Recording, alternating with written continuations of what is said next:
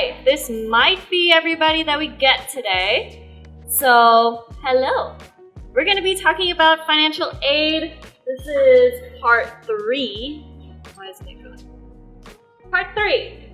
What to do after you've already filled out your form, and how much money are you going to get, and what kind of money are you going to get, okay? So we're going to start with the frequently asked question. My family isn't accepting loans, should I still apply? The answer is yes. Only because loans are probably not going to be the only thing that you get. You also get grants and scholarships, and we're going to talk about this a little bit more. So if you haven't done it yet, I also have a list of students here. If you're not sure if you submitted your financial aid form or not, it is here if you want to double check. I also have a list of students who may have submitted it, but there are errors, and we'll talk a little bit more about that later too. So if you're worried that you might be in one of those categories, you can check that. We also have everybody is good to go here. So if you don't find your name there and your name is not here, let me know, because that should not be happening. Okay? I'm going to send the list around with errors for them to look. Sure. I'm going to send this around so you can look to see if you have errors. Okay. So, question number 1. Have you filled out your FAFSA or WASFA? Okay. But it looks like most of us have filled out our forms. If you have not yet, you might be wondering, when is the deadline? As soon as possible. There are a lot of deadlines that are pushed back right now just because everything opened up so late, but you still have time. Just please do it as soon as you can. If you have questions, who can you ask? Who can you ask if you have questions about your financial aid stuff? I heard Nancy. Nancy is a good person. Who else? Counselors. Great. Anybody else? I mean, those are pretty solid choices. So Nancy or your counselors, they're all in the same hallway, okay? So go to them if you have questions about how to fill out your financial aid stuff. Okay, I filled out the form. Now what? Great, good thing that you're here. Are you sure that you're done? So if you log into your FAFSA, this is FAFSA specific, and it under my activities, it's going to give you a progress report, okay? You could get a draft. That means no, you're not done. In progress, no, you're not done. Action required, no, you're not done. If it's processed, then yes, you're done. If it says close, then no, you're not done, okay? If it's draft or in progress, then you need to go into your form, sign everything, make sure there are no errors, and then click submit again, okay? If it says action required, go into the form. Make sure everything that says error is fixed, and then hit submit. If you have questions about, okay, I don't know why it's saying this is wrong, who can you ask for help? 2 people. 2 groups of people. Nancy and your counselor. Yay! Thank you. Okay. If it says closed, that probably means you were registering for the wrong year. So start over again with the new year. Okay?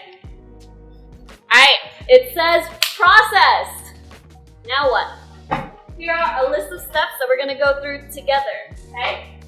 First, you're going to wait for your financial aid award letter. I know some of y'all have gotten that, some of y'all have not. Again, because things were delayed, things are delayed, okay? Second step, you need to commit to a college.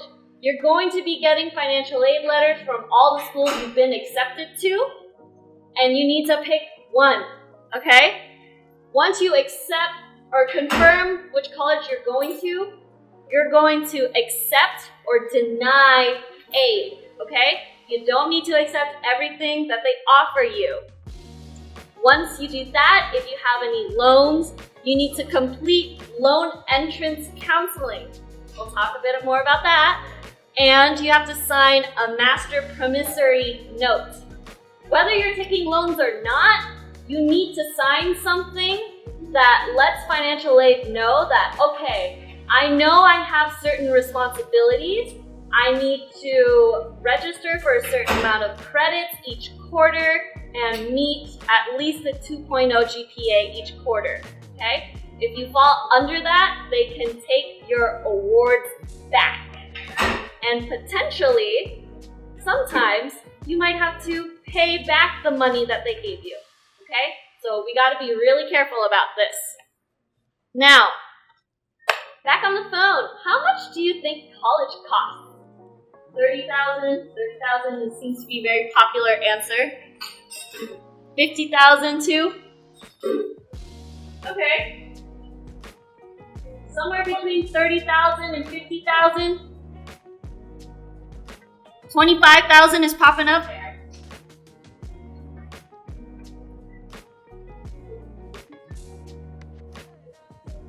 Okay.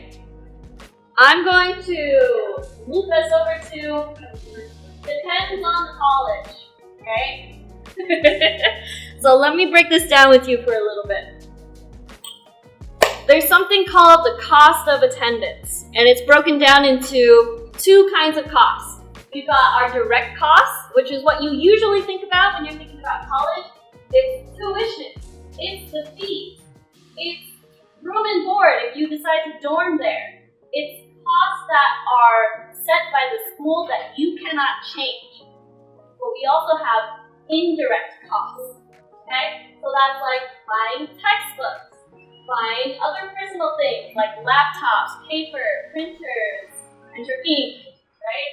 We also have transportation like gas, light rail, scooters, and other school supplies, okay? These are costs that are flexible based on what you need.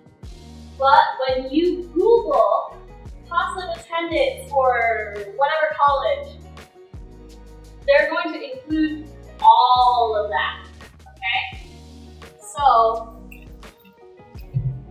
example for UW, okay? There are different columns, different breakdowns. You're going to be looking mainly at resident total cost because you're a resident of Washington State. But we also have if you live with your parents and relatives, if you live on campus or in an apartment off campus, or if you're a student with dependents, other people who rely on your family. Okay? So there's three different costs of attendance that you want to pay attention to, or you want to make note of. Whichever situation you belong into is the one that you pay attention to more. But notice there are direct and indirect costs in here. So books and course supplies, that might be a bit more flexible. Y'all can get textbooks for free, okay? I'm not going to say this out loud because I'm recording myself, but if you want to know, then come visit me and then I'll show you how to do that. But housing and food, if you're living with your parents, you might not have to think about that, okay? If you're living in a dorm or in an apartment on your own, then that might be a cost that you pay attention to, right?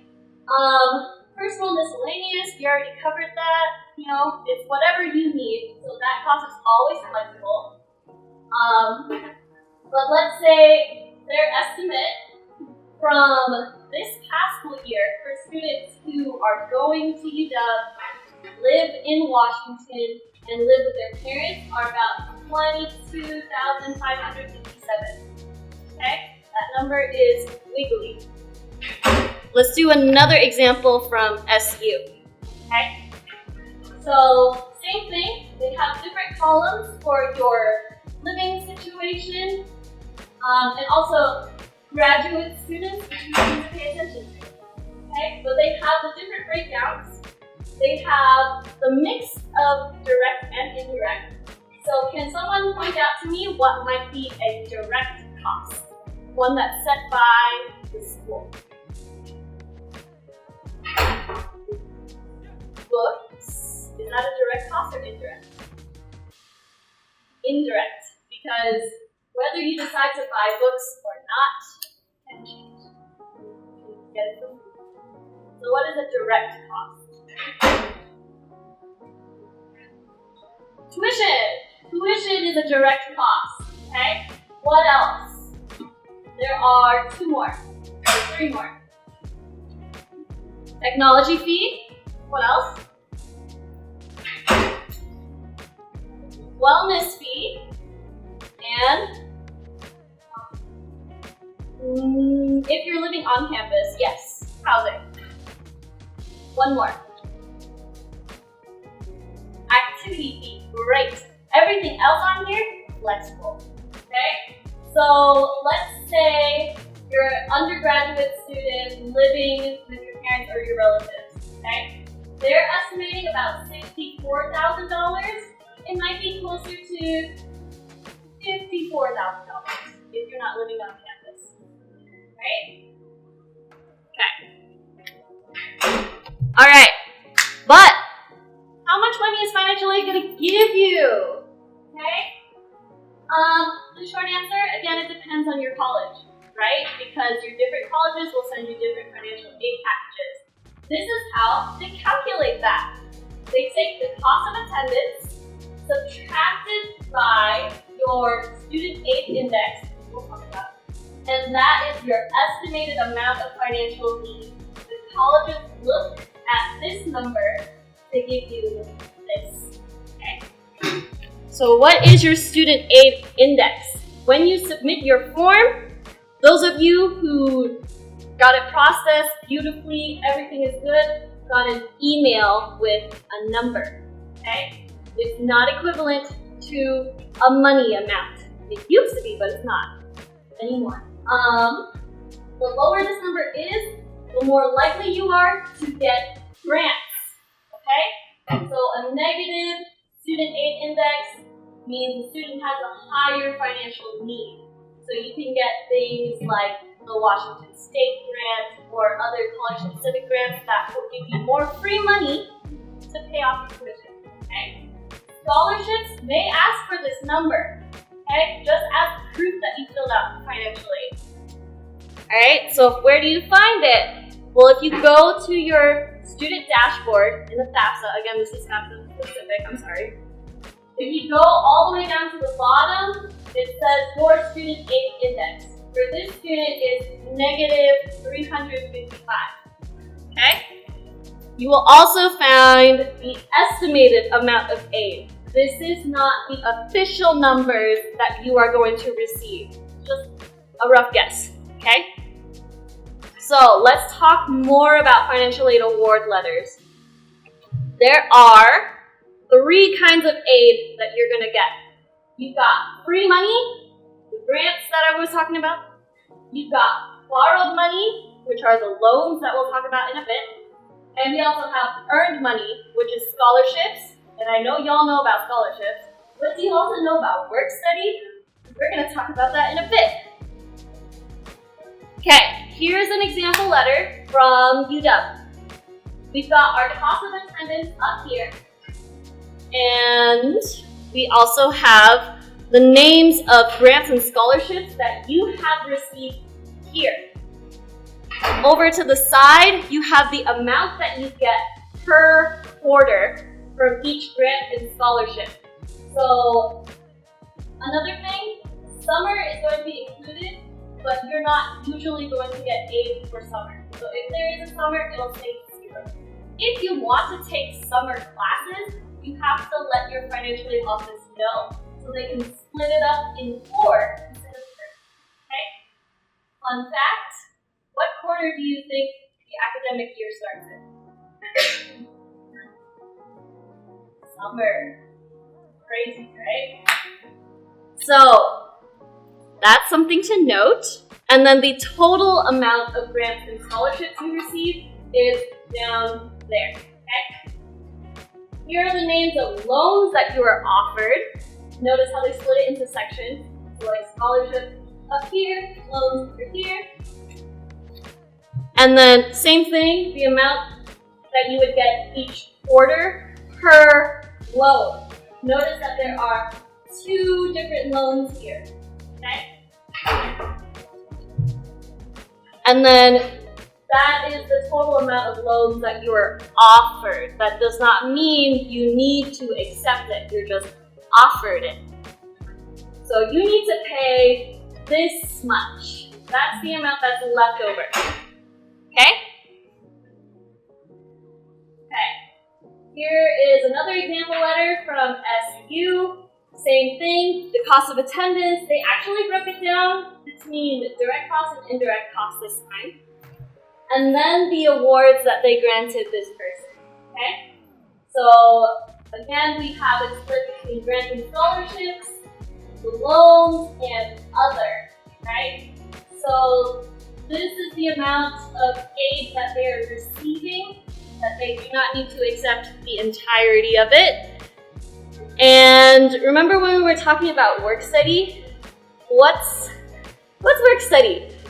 It's an opportunity to find a job at the school, and the money that you earn from that job is going to be used to pay off your tuition, okay? Or pay off your cost of attendance. So how much money do you get from work study? It depends.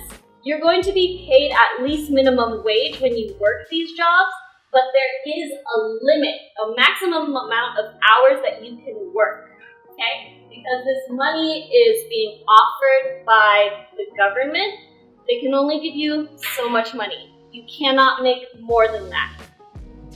Okay, so where do you find one of these work study jobs?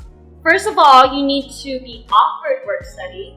Once you are offered work study, you can go to your financial aid office and they will have job postings.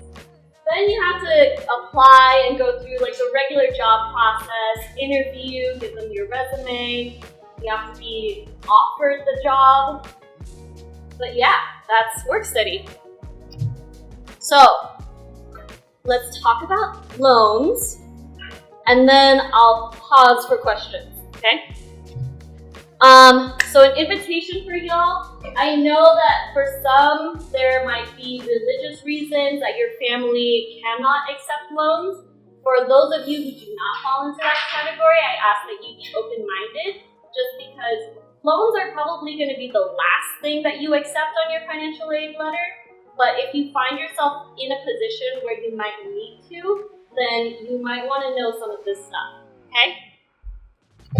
So, do you know someone who needed to take out loans for college? Nah. That was real quick. So, this is interesting. Have I gotten a chance to introduce myself? For those who don't know, my name is Ms. Lei. I'm the school counseling intern. I do not currently work here. I am in school. And I am doing this for credit with my program in college, okay? So I want to tell you a little bit about myself. I am going to be $63,000 in debt after this year when I graduate. And I had 5 loans that I've taken out since I've been in college, okay? 2 of them were from undergrad. I went to UW, and it was about like $16,000, but that's been paid off. And right now I have 3 loan accounts, one for each year that I've been in grad school, okay? So I just say that to kind of normalize that sometimes you do need to take out loans. I worked for a little bit to try to support, myself going through college, but $20,000 a year is hard to come by while you're doing school at the same time. So no shame if you need to take out loans. There are ways to be able to pay it off, and there are ways to be able to get it forgiven. But I also want to let you know there's different kinds of loans. The kind of loan that I needed to take out was unsubsidized. So there are 3 different kinds of loans that they would offer you. There are direct subsidized loans, direct unsubsidized loans, and direct plus loans. Usually, since you're an undergrad, it would be a parent plus loan, okay? 3 different things that you need to think about. First, who pays off these loans? Except for this one, you're paying them off, okay? This one down here, the parent plus loan, your parent pays it off. Your parent has to pay it off right away. It has a higher interest rate for this. And there's no limit to the amount of money that they can borrow from here. So if you need like $60,000 because they didn't give you $60,000 and that's what you have left on your tuition, then you can borrow $60,000, but your parents have to pay it off right away. Now, direct subsidized and unsubsidized, pretty similar, except for this part, okay? Subsidized loans, your interest is being paid off by the government while you're in school. So if you're in school, your interest does not build up on top of the loans that you have. Does anybody know what interest is? Okay. Interest is, you have your base fee. Example, I have $20,000 on borrowing, right? Because I'm borrowing from somebody else, they want what's called interest, which is the fee that they give you, kind of paying back for their service, right? So that's how they make money. For unsubsidized loans, the interest is going to build up while you're in school. It builds up right away. It is a lower rate than the plus loans, okay? But you would need to start paying this off 6 months after you leave school. If you're taking a break for 6 months, it's going to start telling you that you got to pay some back. When you graduate, and it's been 6 months after you graduated, they're going to start telling you got to pay some back, okay? So typically, students graduate in June. In January of the next year, you would have to start thinking about how to pay that back, okay? Now, how much do they give you? Both of them are limited. Subsidized loans are more limited just because it's for students with a bit more financial need than everybody else. You are going to be offered these two. You are going to be offered these 2 loans. You are not guaranteed to be offered subsidized loans, but that's the one that you want, okay? Just because you have to pay less overall. And remember, you do not need to accept any loans, okay? If you're worried about, okay, what is it going to look like when I graduate and I need to start paying this off? On the FAFSA website, there is a loan simulator. You do not need an account to be able to go through this thing. So that might help. Extra money, this is what I say extra money. When your financial aid is released to you, sometimes there's money that's left over, right? Let's say your quarter costs about $5,000. The financial aid is giving you $7,000 each quarter. The money that's left over, goes back to you. So you got like $2,000 for free. Eventually, you would need to pay that back if it's a loan, but if it's a scholarship, yo, that's $2,000 per quarter, okay? They could either give it to you as a check, or if you have a bank account, then you can put it through to your direct deposit, okay? Alright, we're gonna go back to this slide and review the steps. We talked about the financial aid award letter. I told you gotta commit to a college, and you gotta either accept or deny aid.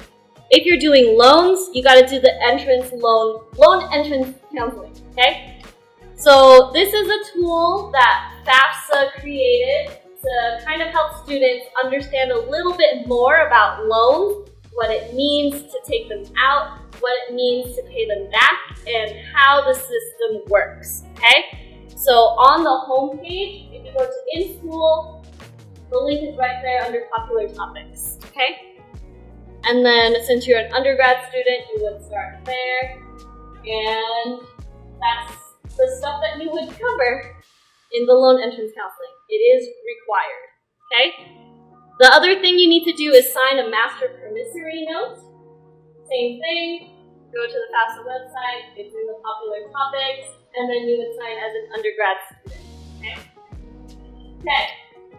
And remember, the FAFSA and the WASFA, either or, whichever one, is required to keep your Seattle Promise. Okay? If you do not do this, ASAP, they take it away from you. And no more 2-3 years for you. Okay? If you need help, who can you go to? Counselors and Nancy! Yes, I have a Q&A thing, but what's your question? You have to do the last.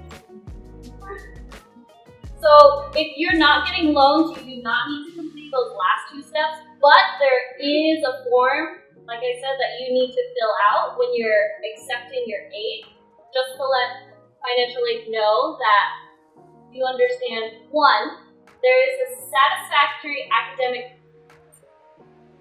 proficiency? No. Something about you need to meet at least a 2.0 each quarter to keep your aid. And you also need at least 10 credits usually per quarter that you register. So that's about 2 classes. Okay?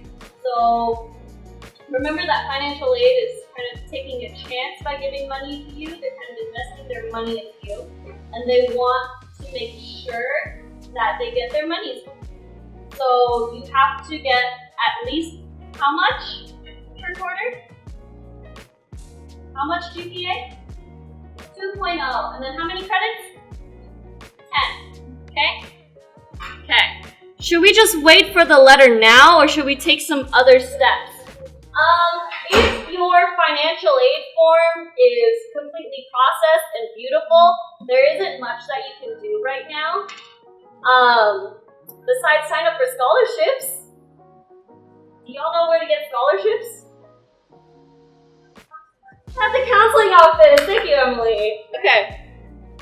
Any other questions? Okay. We're gonna do a pop quiz.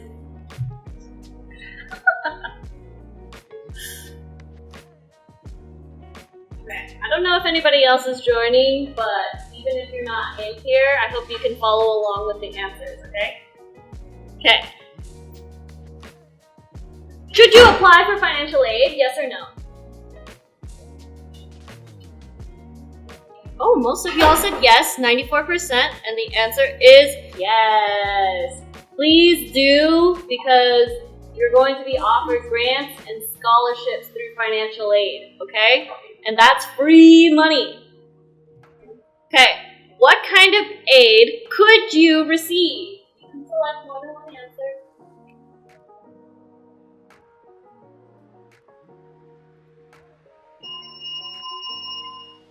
Ooh.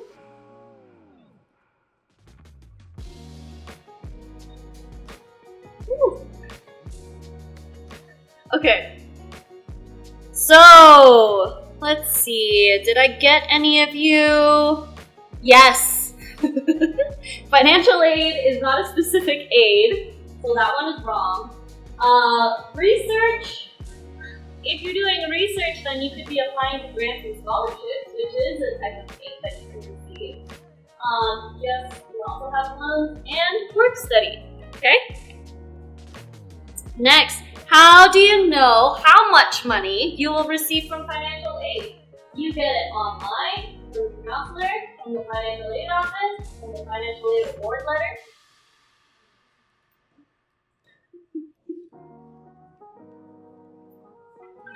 Okay. Financial aid award letter is the correct answer. The financial aid office might be able to tell you if it's specific to the college that you want to go to, but they would need to look up your award letter. Okay?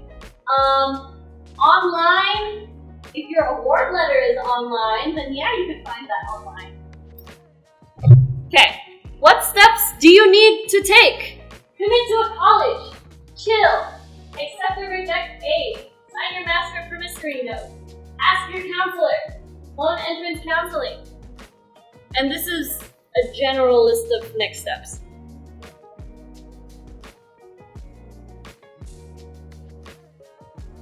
Okay. So, we've got commit to a college. Yay! 7% of you said chill. I guess if you finish everything, then you can chill. Accept and reject aid. Very good. Sign your master promissory note. Again, if you're taking loans. Ask your counselor. Great! If you need help, we can remind you of the other steps that are in green. And loan entrance counseling. Again, if you're accepting loans. Okay? I think this is... Oh! Congrats to Kelly! All right. The hardest question is what kind of aid could you receive? And that is all that I have for today. So again, if you want to check where you're at with the financial aid stuff, we have a list of students here. If you want to double check that you're done and good, then your name would be here. And if you have questions, where can you go? To your counselors or to Nancy. All right. Thank you, everybody.